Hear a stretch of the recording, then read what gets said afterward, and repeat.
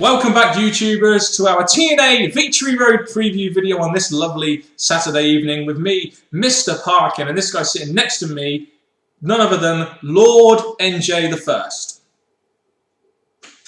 What's up? Indeed, he got it. Just great timing there, NJ. We are the British Fist. Ka-ching! As you guys should know, ka-ching for the win indeed. Subscribe up above, like this video, and comment your thoughts on this up-and-coming TNA Victory Road pay-per-view down in the comment section below.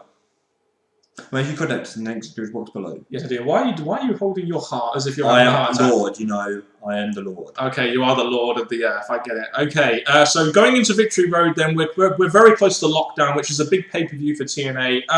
What are your thoughts on this pay-per-view and the build going into it? Does it feel more like a filler show? Are you looking forward to it? Just give me your general synopsis. It has wrestlers that I want to see at pay-per-views. I give justice for that. But overall, just what we're getting, the matches we're getting are probably going to lead to bigger, so it's too much of a filler pay-per-view in my opinion. It is a filler pay-per-view, but we all knew Victory Road was going to be going into lockdown. That is the sort of bigger... They've been concentrating on Victory Road, but also trying to give the direction to lockdown as well. Like, you know, you've got matches in there, like Madison and Rayne and Gail Kim. We all know that's kind of just a filler match to get Gail Kim a win. The tag team match is a way to set up Crimson and Morgan. The main event and the James Storm match are just ways to get them looking strong.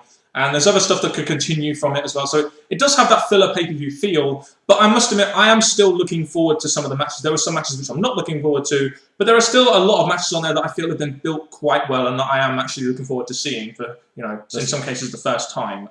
So it is kind of a filler pay-per-view. But it has a nice filler pay-per-view feel about it. And the first thing I want to say is from the Go-Home show, they've done a good job, I think. They had loads of things going in that led to the pay-per-view. So I think for the Go-Home show, you'll see our review. Yeah. If you haven't seen it, check it out.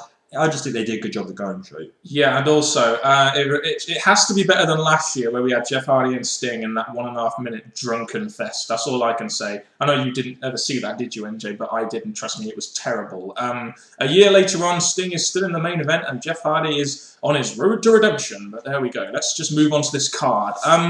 The thing we'll open up, well, this is quite ironic. We're opening up with the TV title open challenge with Robbie E. Not sure that'll open the pay-per-view. But who do you think will get Pope here or someone else? Or I hope it is Pope because I do think they kind of need Pope in there to win that title. Well, TNA have pretty much let us down with these kind of things. Yes. Gave us a wrestler that we think may too. So to be honest, I'm personally thinking I'm not going to get my hopes up. I'm going to think it's going to be another wrestler that is not as high as someone like Pope. Yeah, I feel they may save like a Pope for maybe a lockdown and have it be a squash match there, which I think would be good because I do think Pope needs that TV title. And I do hope they get that title off Robbie E at some point soon. So. You know, I mean, anything can happen, really. We don't really know. I hope Pope comes out, but I have a feeling that a lesser wrestler may come out and they may be saving Pope for the bigger pay-per-view lockdown. So who knows what's going to happen there. We'll move straight on to the Knockouts title match. Madison Rayne versus Gail Kim. Do you have any, you know, do you want to see Madison Rayne in a ring with Gail Kim, really? Especially seeing as they were friends and they're both heels and it's just ugh. The way they got to this match, it was like, oh, why did she do that kind of moment? So I give it that. But the match itself, I'm just not looking forward to. It's just a match I think Gail Kim's going to pick up the win and that's just like how it is. That's pretty much how it's going to be, isn't it? You're giving Gail Kim a pretty, what we should say, simple victory over Madison Rayne. It's just that I have no desire to see Madison Rayne go against Gail Kim in a Knockouts title match. And that is the issue with this match. I'm just not looking forward to it. I didn't really like the build to it.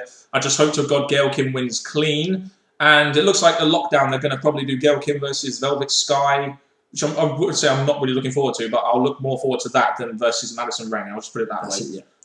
So it's essentially a kind of filler Knockouts match. Usually I would look forward to the Knockouts matches. That's the thing, but I'm not looking forward to this one, unfortunately. No, they built it up in somewhat an okay way, just not in a way that's got the crowd thinking, oh, this is going to be such a big match at pay-per-view. Yes, but one match I am looking forward to is the TNA X Division title match between Zema and Austin Aries. Do you feel like TNA pay-per-views usually do because they have Bischoff, who was in WCW and he loved opening up with the Cruiserweights? Do you feel this will open the pay-per-view?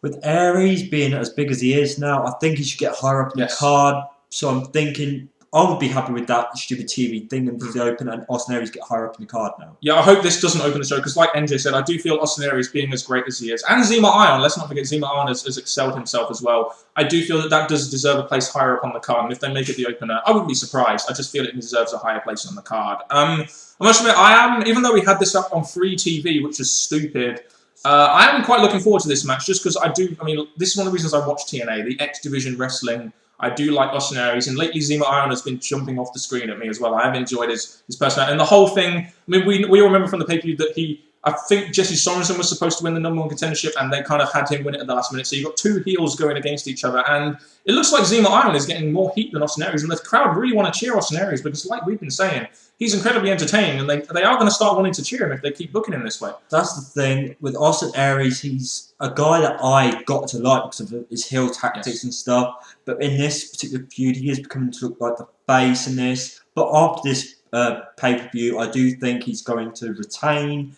and he's going to go on and face Jesse Sorensen in the future. Yeah, I mean, that will probably happen when Jesse Sorensen comes back, which might be up to a year by now, but who really knows. I expect Austin Aries to win this purely because Austin Aries is a fantastic X Division champion. He needs to keep winning and maybe face someone a bit bigger like an AJ Styles or a Jeff Hardy or something just down the line if he's going to lose that title. I'm looking forward to it. I'm looking forward to seeing Zema as well, especially after that whole injury thing they did with Jesse Sorensen, seeing where that goes. But I mean, I'm genuinely looking forward to this match. I know it's two heels, but it should still be a decent match. I do see it that way. Even though I'm more behind Aries, obviously, I do think it's going to be a good match. And will he extend the longest X Division title reign? Yes. I hope he fucking does. The only way that he shouldn't do is if they give the title to Zema and push Austin Aries higher up the card. That's the only conceivable reason why Austin Aries would lose right now. Pretty much it. Next, we'll talk about the tag match between AJ Styles, Mr. Anderson, versus Daniels and Kazarian. First thing we want to get off our chest is how good it is to see Anderson back, and on a pay-per-view again, finally, we have missed Anderson, haven't we? Oh, yes. Hello? You asshole! Yes, he's back. Awesome. Mr. Anderson, the guy that I got into, yes, in W is okay, but in this, he was a character I liked. He was getting used properly in the main event. He went downhill, but now he's back. Awesomeness, yes. What's that? There's a fallen angel in the building. Oh, it's Christopher Daniels, what we're talking about. They were worth a fortune. I'm coming out with all sorts of little jokes today, aren't I? AJ Styles and Anderson versus Daniels and Kazarian. They built up this thing between Styles and Daniels and Kazarian pretty well. They had a good match at the last pay-per-view between AJ Styles and Kazarian. The story has furthered on to a point where I do feel they'll culminate it at Lockdown. So I do think this is kind of a filler match for Lockdown. But Anderson is in there. It's nice to see Anderson. It should be a decent match, and it's still a bit random that Anderson joined AJ Styles, but I'm still looking forward to this tag team match. There's two tag team matches on this pay-per-view, and I'm looking forward to them both. That's the thing, because we do question why is Anderson here, but I'm hoping by the end of this pay-per-view, he does get a feud going afterwards, building to something, because he needs something after this pay-per-view, and hopefully a feud with Daniels or Kazarian. Either way, they want to go to AJ. Yep. I look forward to see what happens. What they could do here is on the way to Lockdown, they could maybe have these two branch off into two feuds, maybe. That might be the way they do it, unless they're going to take Anderson off TV again. But or there's this simple, small idea, won't happen, have these as two tag teams, because there'd be two more challenges going for the tag titles. Especially when you do need more, because after the tag team title match, which we're going to talk about next, you are going to need new babyface contenders, aren't you? That's just saying. The TNA tag team title match, for the third, I believe the third pay-per-view in a row, we're going to get Crimson and Matt Morgan versus Samoa Joe and Magnus. This match is here to set up the Crimson heel turn. That's pretty much what it is, isn't it? Spear! Yes. Yeah, it's there to set up the Crimson heel turn. I expect Samoa Joe and Magnus to retain simply because Crimson turns on Matt Morgan or turns heel or something, and that's set up to their big match at Lockdown, which is essentially what them holding the tag titles has been all about, essentially, isn't it? Crimson and Matt Morgan are obviously a big dominant team, but they do need to see their future, and when the big pay-per-views coming up, that would be a perfect match to have at the pay-per-view, and this will give Samoa Joe and Magnus another big win and a big push towards whatever they're going to do next. Yep, so you're giving them a victory, you're giving the champions a victory, and you're also pushing a Crimson and Morgan feud. It'll kill two birds with one stone. So that's the way this will go. I can't see any other way of doing it now, especially after they've been teasing that heel turn on free TV. Pretty much, yes. I do look forward to this match. Same here, I look forward to it too. Kurt Angle versus Jeff Hardy. When I first saw that Jeff Hardy and Kurt Angle were going to have a feud, I was really looking forward to the match. And I must admit, the way they built it and introduced this whole Garrett Bischoff thing in there, it's made me look forward to it a tad less. I still think it'll be a decent match. I don't think Kurt Angle is as good as he once was. I think he's kind of diminished a bit in the ring with his Olympic training. But it should still be a decent match. And I see this feud continuing on to Lockdown, maybe having Angle get the victory here, continuing it onto Lockdown so Jeff Hardy can get the big victory. Well, I do look at this, and I do think that we're going to get a Kurt Angle win over Jeff Hardy, even though Jeff Hardy does need his wins now, especially if he's getting used in the main event. Yeah. The other thing I had before this whole feud started was Buddy Ray versus Jeff Hardy. Yes. So they quickly changed that to more of a stronger match in some way. But either way, either match would have been good for this pay-per-view. We could still see Bully Ray versus Jeff Hardy at Lockdown because Bully Ray doesn't really have anything to do at Lockdown yet, as far as we know. So we could still see it. It's just, it depends what they do here. I would expect Kurt Angle to win, but I can also see Jeff Hardy winning if they're going to change direction with it. But if they're going to have an Angle-Hardy feud go on and culminate at Lockdown, I do expect Angle to win this match. You know, heel winning to set up the face winning at the bigger pay-per-view. That's the way to look at it, yes. Yeah, and it should be a good match. I mean, these two can both work. Hardy is very over. Angle's very good in the ring, so it should be a good match. And the involvement between these two previously hasn't been the strongest, especially at the Go-Home show, so I'm expecting a lot from this match to make up for the lack of build. Bully Ray versus James Storm.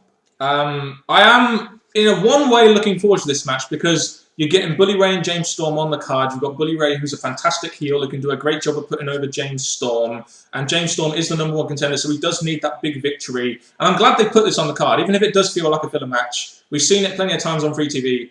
Hopefully they'll do something different in this because I am genuinely looking forward to this match and giving James Storm momentum going into Lockdown against Bobby Roode. That's the way I look at it, because even though I'm a great fan of Bully Ray, his time becoming the champion may come later. Their main concentration is giving our Lockdown winners the overall win, which is going to be Bobby Roode and James Storm. So James Storm needs to win this match to give him that big momentum push towards Bobby Roode. And that's exactly what should happen, and in our opinion, what will happen. And one thing I do want to point out on this card, MJ, is that we have a lot of grudge matches, don't we? We have AJ Styles, Anderson, that kind of thing. Kurt Angle, Jeff Hardy, Bully Ray, Storm, Sting versus Bobby Roode. There's only a couple of title matches on this card, so it's nice they've built up some grudge matches, if you know what I mean. Ones that aren't over a title. I do appreciate TNA for that. They don't just give us title matches. As much as title matches should be at pay-per-views instead of at free TV, with this particular one, to build it up and to give us matches that are going to progress to title match probably at the next pay-per-view, I think they've done a pretty good job with this. Yeah, because that's essentially what this pay-per-view is doing, building up to Lockdown. I mean, they've already got the main event in place, which is probably why they've done this next match. Sting versus Bobby Roode, no holds barred match, as you saw in our Go-Home show review. NJ would have skipped over Sting. First time that's ever happened on a review. But I mean, this match, I must admit, they set it up against all odds in that 4-way. And I must admit, at first, I wasn't really for this match. I just thought Sting in another main event, I don't really want to see it. But as far as I'm concerned, as long as it gets Bobby Roode a clean, and I will say this, clean, not overbooked victory, then it should set him in good sight, along with James Storm, as they both got momentum going into Lockdown. So it might not be a very good match, but they're trying to hide Sting's weaknesses by having it as a no holds barred. That's the way I look at it, because we do have big guys like Sting going to be putting over Bobby Roode, so it's going to be a great win for Bobby Roode. So I like the fact they're doing this. Sting versus the Joker, I'm not really a fan of, but it's still going to be a big match for the both of them. Sting maybe in his last match, Bobby Roode in his match to get the push toward pay-per-view. I mean, if we look at it this way, Sting still he is a big name in the wrestling business, and to have Bobby Roode beat him in a singles match will do wonders for his, will do wonders for his stock, in my opinion, especially if he does it 100% clean. I do look forward to this match more now, and I'm really saying that it's going to be a Bobby Roode win, but a pretty much good length match, hopefully. And is that more based on the build, or just the fact you think Bobby Roode's going to win this and get the momentum going into the pay-per-view? That's more that. The build, it's been good. You've seen him compete for weeks now, but it's more towards giving the big win, so he looks much stronger ready to face James Storm. Yeah, and I do think the build itself, you've had to really multi-layer the feud because you've got Roode and Storm at Lockdown. You're also trying to hype up Sting and Bobby Roode. You've also been trying to hype Bully Ray and James Storm. So it's been interesting to see how TNA have built these feuds, as they have to sort of multi-layer the feuds in some way.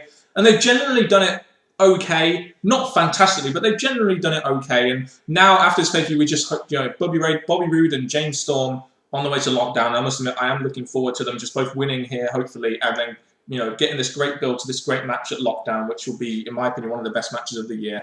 That's the way I look at it. They've really got the concentration now, giving the two big guys the wins at this pay-per-view, ready for Lockdown. Yeah, indeed.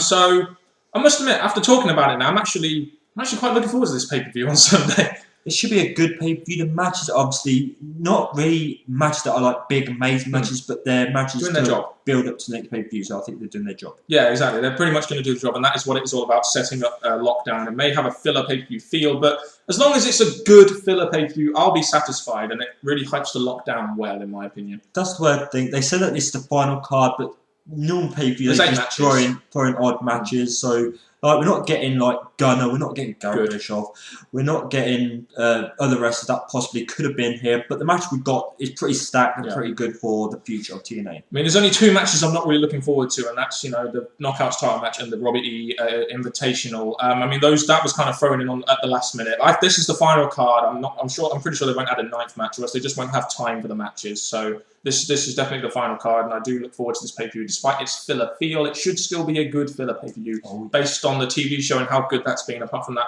one terrible episode, and a generally pretty decent build, I would say. Pretty strong for this, and I just look forward to the result of this leading to the Lockdown. Oh, I'm looking forward to Lockdown so much now, are you? Same here. Oh, god damn it, that should be a good pay-per-view. Anyway, that has been our preview of TNA Victory Road, and also thank you to the guys down at TNA Swerve for featuring this video as well. Hope Chris Regal, you enjoy watching this video more than you did our TNA review last week, which we all know you didn't really want to watch, bro, because it was a terrible show. But anyway, thank you very much out there for watching. Make sure you comment your thoughts on what you expect going into this pay-per-view, and make sure you look out for our review on Sunday, of course, and over to you, NJ. Now, people, what I can say now is thank you for tuning to this video. It's been a video to give our predictions. What are your predictions for this pay-per-view? Yes. Share them in the comments below. Video sponsors if you must. Until next time, people, from Mr. Parkin and me, NJ, goodbye.